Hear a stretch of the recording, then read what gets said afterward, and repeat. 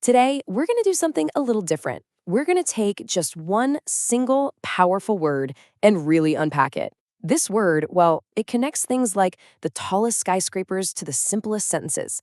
It's a word that literally builds our world, both the physical world and the world of ideas.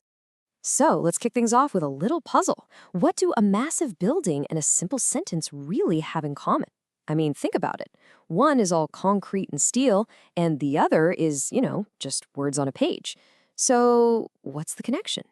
The answer, you might have guessed, is structure. Yep, that's the common thread. It's the blueprint that connects the physical and the abstract. And today we're going to dig into what that really means and why it's so important for clear communication. All right, first up, let's look at how structure is truly a word that builds.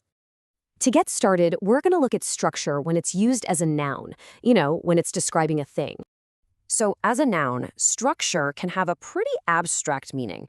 It can be the way something is put together, its arrangement, its composition, or how it's organized. For instance, if you say, the structure of her writing makes it very easy to understand, you're not talking about a physical thing, right? You're describing the logical flow of the ideas. In this case, a good structure just means clarity. It's easy to follow. But structure also has that more concrete meaning, the one that probably pops into your head first. It can be an actual physical thing that has been built, like a bridge, a dam, or a skyscraper. For example, the CN Tower is the tallest structure in Toronto. Simple, right? Here, the word is pointing to that huge physical object.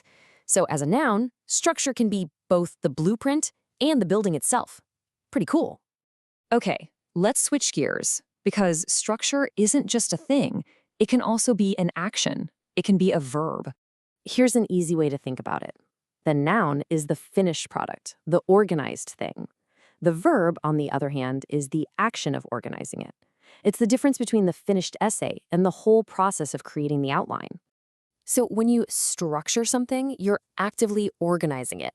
You're deliberately putting the pieces together to achieve a certain goal, which in turn creates a clear structure. See how they work together? Here's a perfect example. If you prepare a list of questions to structure the interview, you're creating a plan, a roadmap, you're making sure the conversation has a logical flow and doesn't turn into just some random chat. So we have the noun and we have the verb. But what's the big deal? Why is this one word so important? Let's talk about the real power of structure. First off, structure is on the academic word list. That basically means it's considered essential for any kind of higher level reading and writing. Mastering this word is a huge key to success in any academic setting. And it's not just for academics. Structure is also one of the top 1,000 most common words in English.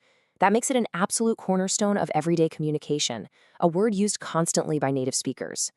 So, let's pull it all together, shall we? Structure has two really critical roles.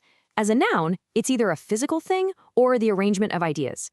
As a verb, it's the action of organizing. And because it's a key academic word and a super high-frequency word, understanding it is a real foundation for clear communication. So, we'll leave you with this question to think about.